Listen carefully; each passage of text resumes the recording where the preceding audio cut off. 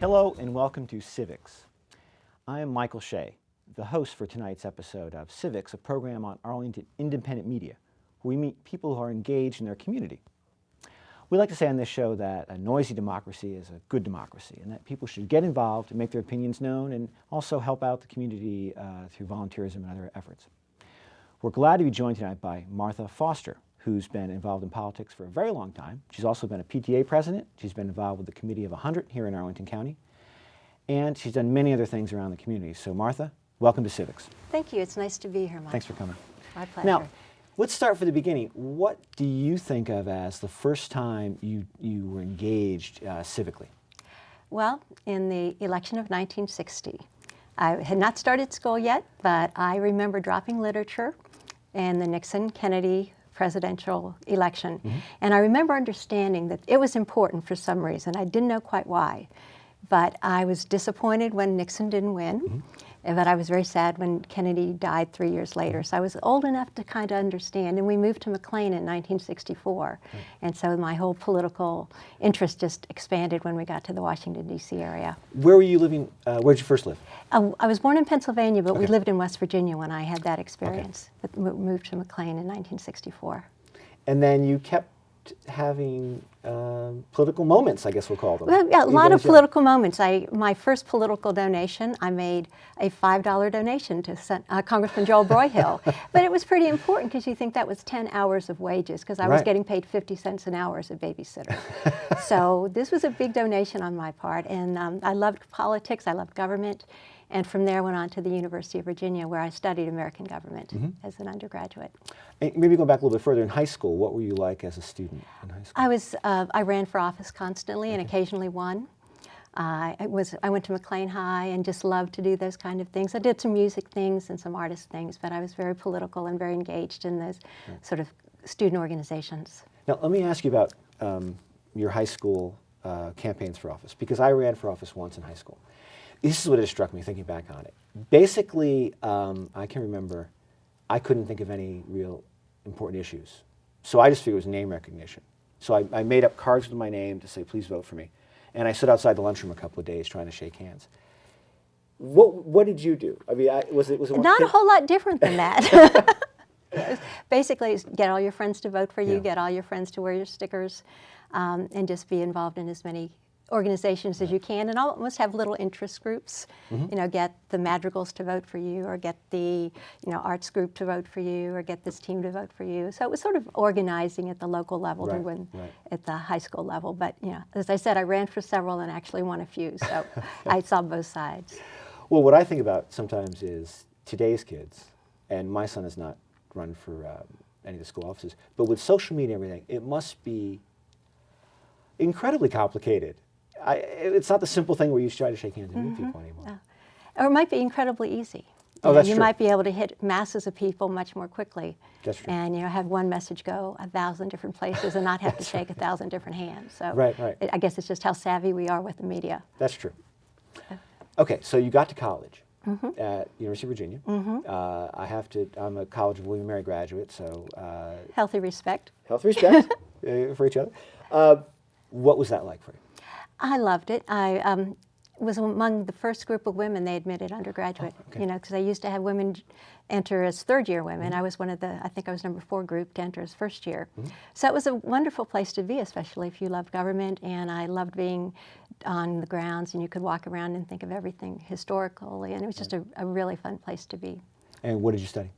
American government was my major. I had a lot of economics and a lot of music as well, but my official degree was in American government. And what sort of things did you get involved with? Resident life. I was on the student council. I was in the women's chorus, and went back to and was on the university guides later. So all sorts of different things, and just loved being there. It was a great place. And you finished college, and then you worked on the Hill. Went to Capitol Hill. I had decided that I would take a couple of years off before I went to graduate school because I had different things that I was considering. And I worked for a congressman from Illinois, a very conservative congressman called Philip Crane, and my friends chuckle when I say I was a liberal on the staff, but I truly was, if you take it in context. But it was a great experience because the congressman from the district right next to us in Illinois was just as liberal as Phil was conservative. So it was it was the way government should be. And we had a great relationship with the staff. We worked well with them. And I just know people who work on the Hill now that I think have such different experiences, and I feel sorry for them because it wasn't the collegial support that we had back then. Right. And if I'm right, your congressman ran for Congress one year. I'm sorry, ran for the president one year. Right. He was the first one out. The early bird catches the worm, they called him. Phil Crane was his little motto, but that was the year that Ronald Reagan actually ran and won the nomination. In 1980. In 1980, right. But it was just a fun experience to see it because you know, he would leave for a while and then come back with his experiences, and we would, you know, learn about that and follow him and really see a real person we knew running for presidency. And it was a whole different race back then, as you can imagine, before social media. So everything was much more personal. And I'm just curious, how long you stayed working with him after that campaign? Did you feel like he was changed, or in any way, or how did it affect him? I'm just curious because you were so close to him. Well, I left during the campaign to go to graduate school. You know, I went back and visited, and I didn't see a difference. Okay. You know, and he was only in the race for maybe less than a year. Right. Because after a while it was pretty apparent that he was not going to get the nomination. But it was he seemed the same person. I mean, one of the ways we really connected is he was a Jeffersonian person. So since I'd been to UVA, he loved that I could bring up quotes sometimes that he couldn't even, he didn't know. I could throw out all sorts of quotes about Jefferson. Oh, that's a good connection. Yeah. So you went off to graduate school. So what did you study in graduate school? I went into education. I went to the Curry School at the University of Virginia. It worked out well to go back. And I got my master's in counselor education and then an educational specialist in higher education. And from there I went on to higher education and went to Capitol College. We worked at University of Houston shortly when we lived there. Everything came back to the area. And I was a dean of student development at Capitol College when our firstborn arrived. Okay, but now you were still getting involved in politics. Getting involved in politics and local things here in Arlington. I was on the Commission of Status of Women, and I was in church groups and some of the local races as well. Right. So what are some of the political activities you did?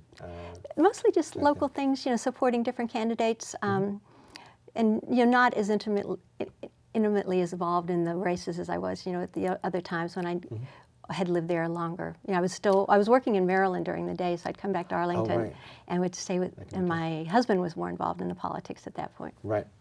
So you've been involved in your husband's political campaigns as well? Sure have. Yeah. The whole family has been. Yeah. What has that been like? It's great. I mean, it's such a wonderful experience. You go out and you meet so many different people. Right. It takes a lot of energy, but it's so rewarding, and you get to go out and meet people from all around. We worked in Arlington, we ran around the Commonwealth, and you just were treated so graciously. And you just learned a lot of things. I mean, you often learn things that going outside of Arlington, things get very different when you've run through the Commonwealth. Right. But that was a good experience too. Now, for something like your husband's campaign, you're playing a key role, and but there's probably other campaigns where you've been more involved, where you just kind of just showed up and volunteered. Oh. Because my experience often is you come in and the first thing they have you do is just make a lot of phone calls. And a lot of people don't like to make phone calls or get phone calls. So do you find ways that volunteering political campaigns keep it interesting and engage a lot of people, or is it tough sometimes? It depends how involved you want to get. I think if you just want to drop in, there's always something to stuff and there's always a phone call to make. If you sort of take on an area where you have sort of an expertise in an issue or with a certain interest group, then you're often called on to be a surrogate speaker. Right. Or you can go out and engage them in groups or go out and visit places. So I think that's a way that you can get involved, but it takes more investment of time and more investment over a long time. Right. But the calling and all is important too. It's been proven over and over. I know. And we found that in Arlington and Virginia too much this year. But well, I've also been involved with campaigns where you feel like you've got maybe some expertise to offer, but it's too close to the election day, so they just have you go out and stand on a sign in an intersection or something, and you feel like, well, what am I doing? But bringing expertise to the campaigns. So you've been involved a lot with politics, so you actually have learned a lot. But I'm curious, to what extent do you think being involved in political campaigns, you learn by doing, or did things you study in school make much of a difference? Or is it really more learned by doing? Probably. Yeah. I think I've learned on site a lot of other things when I've been involved in other activities, where I've gotten involved in something because I had a passion to do something, and then to pull it all together, you sort of learn what you need to know as the job evolves. Right, right. Okay, so you've got a good running theme of political involvement, and then you, at some point in your life, started to think about other ways to get involved with the community and pursue other interests. And what were some of those? Well, another passion I have is the role of creative arts in people's lives and how important that is. And I think one of the things I've most enjoyed doing, because all of our family loves creative, mostly performing arts, but we do have some visionary artists as well. But I helped with another woman from Arlington. We put together a program called Hot Jazz Sunday Night in 2002, and that's probably been one of the highlights of my experience here, because I know it was the first of its kind, and I think it's never been done again. We're middle school music parents, and we got representatives from all of the county middle schools, and we put together a program at the State Theater called Hot Jazz Sunday Night. And Rob Bamberger from WAMU came and was our MC. And State Theater donated their time and their space it cost to us. We had representatives from all around the county working with us, and we had all the elected officials and all sorts of officials, helping us with this. And the night of the show, these 5 groups from each of the middle schools came together, the jazz ensembles, and they show up and they're brought into the green room. They're treated like stars. But I think the loveliest part of it for me was watching the families come in. Little brother and little sister showing up in their Sunday best to see Big Brother on the stage at this professional venue. And you had one of your own? Yeah, my son Kenny at the time was in the jazz ensemble at Swanson. And so it was a real joy to get to see him and to support that. But it was just so much fun to see people that I wouldn't have seen in other places. But we earned a lot of money and made a generous donation to each of the middle schools' music programs. And I thought it was just a joy to do that, and to do it across the county and have everyone working together. No, that is great. And I'm a parent now of someone who's in the music program at Swanson, and I think the programs have been supported by things like that over the years, and it's just fabulous. It's just a great way, a great showing of strength by the community. And what else have you done with the arts? Because you've done, Well, I'm currently on the board of director at the Arlington Arts Center, and I served as president a couple of years. And I don't know if you know the history of the Arlington Arts Center. It's the old Maury School. It's almost 40 years old as a program, but it closed. But older as a school. Oh, yeah, older as a school. The school closed down a while ago, but the program actually, up until 2005, we were in the very old Maury School, which had not been renovated. So you could imagine on a rainy day what might happen to some of the art in the basement. Fortunately, a long, countywide, statewide effort and a lot of public support, this building's been refurbished, and now it's a beautiful art museum, art place. And I've been on the board since 2005 when it reopened, and we are just delighted that it's still here. And it's sort of back to my theme of how important creative arts are to everyone's life, because there we have the wonderful program supporting the resident artists who are there, and then children can take classes, seniors can take classes, they're free programs, and you can just wander through in the afternoons and just go and see some really interesting art. Right. And how, because let's assume someone is interested in getting on a board like that, how does one get on the board? How did it come about for you? Well, in 2000, when I was president of the Committee 100, we did our field trip to the Arlington Arts Center just before it closed. And it was the old building. And our theme that night in our discussion was, should the arts have public funding? And Eric Schaefer was one side of the argument, and Tim Wise was the other. So you can imagine it was a very spirited discussion, and it was wonderful. But that was the closing program of the Arlington Arts Center. And I was sort of involved with people because of that. And then when they were reopening, I was approached by someone on the board to become part of the board. But we're always looking for people who are interested in the arts and to be volunteers there. And often from our volunteers, we grow our board members, as any organization will. Right. You mentioned the Committee of 100. So how did you get involved with them? How did that start? And then what did you end up doing with that? The Committee 100, generally it's open to someone who's involved in the community, and you have to be invited by a member of the Committee 100, but they're always looking for people involved. So when we moved back into Arlington in 1981, we were getting involved, and one of our friends was on the Committee of 100 and invited us to join. And I got involved in the program committee and helped do the programs, and then somewhere along the way I was invited to become a member of the board, and I became vice chair, and then chair in 2000. And what were there big, well, I guess they always There's deal always with a issues, wide range of issues. yeah. But were there any particular issues that were big when you were president or involved in this? Not anything that stands Okay. out. Yeah. You know, sort of the typical ones. You know, it was Yeah. pre 9/11, so it was a sort of different world. Yes, that is true. That is true. But so the Community 100 puts on about 10 programs a year, if I've got this right. September through June. And they basically cover any topic that's of a lot of interest in Arlington County. In the discussions and do they do reports or recommendations, or is it just? No, it's more information. It's a forum. It grew out of the time in, I think it was the 1950s, if I understand correctly, when Arlington was expanding, and there was tension among the people that had lived here and the businessmen of people coming in and the way it was expanding, how to Right. create a sense of community. And so someone got the idea of getting together and having dinner and talking Right. over issues. And that's, I think, started informally, but with time became this more formal, where you have the sit-down dinner and then a panel discussion and a collection of people who are knowledgeable. And often the better programs are where you have a strong pro and con, because then you can really cover the issues. And then the audience gets to ask questions, and you go home a little bit more informed about something that's going Right. on in the county. All right. Now, I do want to ask you about your experience as a PTA president. And here's why. I've never been a PTA president, but I've been a PTA member. And I get the impression that in general, those of us who don't step up and become president or leadership, we're kind of in awe of people like you. Because we tell ourselves, oh God, I got to a PTA meeting. But Yeah. people like make it happen, and you go to all the meetings, basically. So how did you get involved, and what was your experience like?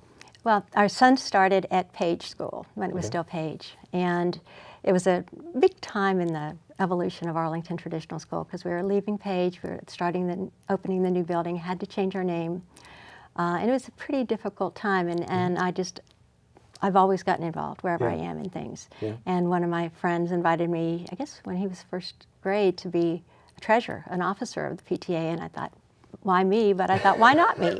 You know, if they want me to give me a try, I would. So it was a really good experience to Yeah. get you involved. And I often feel I learn better if I just get involved. Right. And you just sort of learn by doing. Right. And I got involved and then moved. I guess I was treasurer for a couple of years, vice president, past president. And I know when I was getting beyond that, the principal teased me one day. She said, Martha, you're going to have to find something else to do on Tuesday nights. You know, because they're like Tuesday nights for like 6 years running. And if I got this right, in Arlington County at least, this is probably true elsewhere, PTA presidents are also in a council that's more countywide. Right. So you don't just learn a lot about the school that your child is at, but And you learn a lot about the whole public school system. You do, don't you Yeah. do. And it's a good learning experience. It's a good way to get involved. And, you know, every school has their times when there's issues and growth issues, and it's Right. now, you know, there's always yes, something going a on, lot of as we issues know, right there's a lot of issues. Now, you've also been involved, and this is important to a community, with the preschool. Because this is an area where it's such a growing need for so many people, so many families in the community. So how did you get into that? Your education background probably made it. That helped. And How did that start? it's a preschool that used to be a Christ United Methodist Church, where we attended and where our children attended the preschool. And when the church was leaving and moving into Falls Church, they thought they were closing the preschool. And the current director was leaving at the time. And they knew I had the master's degree in education, so I could step in and help close the school. Well, you know how Arlington is. Right. Everybody knows everybody. Yeah. And at Resurrection Lutheran Church, where we are now housed, they had a daycare center for a long time, which was losing their funding, so it was closing. So they had kid-friendly space, and we had a lot of children. So instead of closing the preschool, we just moved it and relocated and redesigned it. And as it worked out, that was the same year I was PTA president. So that summer blew by me like you would not believe. I look back and I go, I guess that existed, but I don't remember it because it was so crazy. Right. No, that's so important, because that would be a real loss to the community, losing those pre-K spaces. Yeah, and it's been a wonderful way to sort of see that part of Arlington as well, because it's, you know, we've been there for 16 years now and have really become a part of that community. And now I see a lot of those families going into Arlington public schools, and they'll come back. And beyond. And beyond. Oh, so we have some college students right now. We sure do. It's been a while. So that's sort of a theme in your life. With the background in education and higher education, but also preschool, you've really worked with people, all age groups, I mean, in terms of the community. What's that been like? It's been wonderful. And I've also been a Boy Scout active in Boy Scout troops and Girl Scouts. I was a Girl Scout leader from the time my daughter was 4th grade to 12th grade, and worked with the same group of girls pretty much that period of time. And 5 of them got their Silver Award, which is a special award for Girl Scouts. And along the civic theme, they did as their special project, they were part of the Library of Congress oral history and archives of Vietnam vets. And 2 of the girls' dads were Vietnam vets, so we got to interview them, and through a careful process, archived their interviews, and we went to the Library of Congress to deliver them. And it was really touching to see the girls and their fathers share that experience, and it was wonderful for all of us. And then with the Boy Scout troop, Boy Scout 167, where my son went, I was active with them. We went to South Africa and Zimbabwe and Zambia on a safari and service trip, and I actually helped 12 boys become Eagle Scouts. And so you work through the community and take them. It was nice, since I knew a lot of the people in the community, I could call up someone on the county board, a school board, or state delegate, and say, we need to talk to someone who's a public service. And they get those requests all the time, but they were always very welcoming. And we'd go, hang out at the county board for a while, or go see somebody doing their election debates. And I think the boys had a good time, because they. I'm envious of the trip on the safari to Africa, because I was a Boy Scout in Connecticut, and the most we ever did was we'd camp in the winter up by the supply pond. Well, that was the boys did that some, but fortunately, when they wanted to go on this big trip, the men who were organizing it thought it'd be nice to have a mom along, because some of the boys had never been out of the country. Right. And so, I went along, and I got to dig all the holes and put up all the beams when we were doing the construction, but then we actually went on a safari as well. So we had some fun. Yeah. So what do you think, if you had to explain yourself, what do you think has motivated you to be involved, so engaged for so long in the community? I think it probably goes back to when I was a little girl. I was dropping literature, thinking that's what everybody did all their lives. I just had that period growing up. But I think something that I look back at as a really important moment was when we'd moved to McLean, and the first Thanksgiving we were there, after the turkey was in the oven, my dad loaded us in the car, and we went to the Tomb of the Unknown Soldier. And back then you could actually drive up very close to the Tomb of the Unknown Soldier, walk to it, wander down to the Kennedy grave, which at the time had the white picket fence around it. And I just remember, even as a young girl, thinking this was really special. And then sort of rolling forward to 1999, when I was vice chair of the Committee of 100, along with Margaret Lampy, who's just a wonderful, wonderful lady in our community. She was chair and I was vice chair. We got to lay a wreath at the Tomb of the Unknown Soldier. And at that age, I could appreciate the juxtaposition of honoring these 3 soldiers known but to God, someone we did not know at all, and appreciating their contributions. But then looking out over Washington, D.C. and seeing the monuments to all these people that we glorify, and feeling that, even those people that we don't know often make the biggest sacrifices and the biggest contributions. And I guess that's always been something I felt like, even if someone didn't know I was doing it, I really wanted to try to do something I could do to help someone. That's very true. So that would be one of the highlights. Have there been disappointments or shortfalls in all the time you've been involved in the community? Not really a shortfall, but having seen the governmental process in so many ways, and having studied it so long, and having worked on Capitol Hill when the tone was so different, I think the disappointment, I would say, is in the whole process is the tone in politics today. And I think that's a great disappointment, because I think we're looking more at what makes us different than what makes us similar. And somehow the word compromise has gotten a really bad rap, and it's seen as a bad thing rather than trying to get at least halfway to the goal. And I'd say that's where my disappointment is just how we're going to get back to the idea that we don't have to win all the way, but we can still win. Or everyone can win on something. Right. Do you have any ideas, though, about how Arlington County could increase the volunteerism and the civic engagement? I feel like as a county we have a lot of that already, but do you think there's something that maybe we could do even more? Yeah, I think we do have an amazing level of engagement, and it's almost like, I think if someone wants to find it, they can, but we can always do better. Not stay and do your office hours in the office, but go out and do office hours, in a new location, in somebody's, church basement, or, somebody's home, and just really go out and meet people on a very informal basis. I think with the media and all, people have an easy way of finding out what's going on if they want to. And it maybe being more inclusive of those people with second language and trying to reach out to them as well, the different community bases. Right. And so what would you say is next? You've done a lot. I feel like we've covered the main things you've done. So what's next? Well, I am looking to go back and get my doctorate. Oh, okay. And I have just completed my GREs, which was my fall project, and that was big.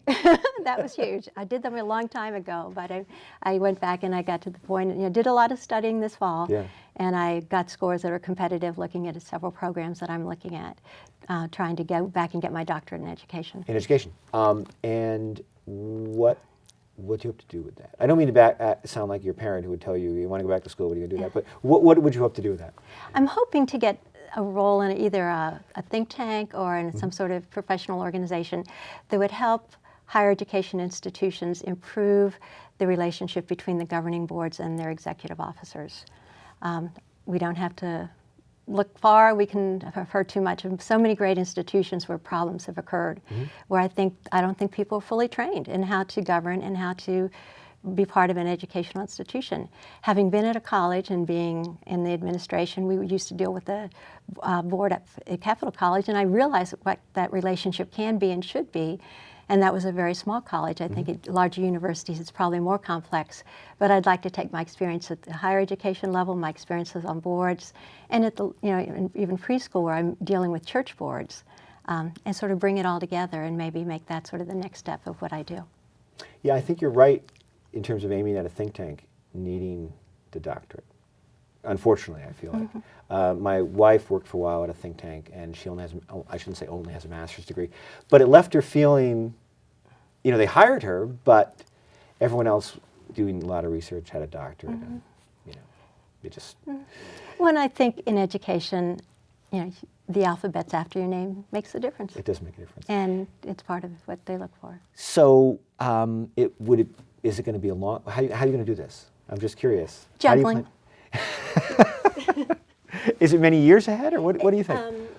The programs I'm looking at are 3-year programs, Okay. Some of them part-time, some of them full-time. So that's not, you can definitely see the end goal inside of a 3-year Absolutely. program. You're not going to be, And as we were talking before we started, with children out of the house now and college tuition covered for them, I can look at this with a little more opportunity and not feel like, oh my goodness, how we're going to do this time-wise. It's something I think we can manage. But you're still directing the preschool, so that's still going on. Absolutely. Right. Okay, well, I want to thank you very much for coming on the program. I also want to thank our volunteer crew at Arlington Independent Media.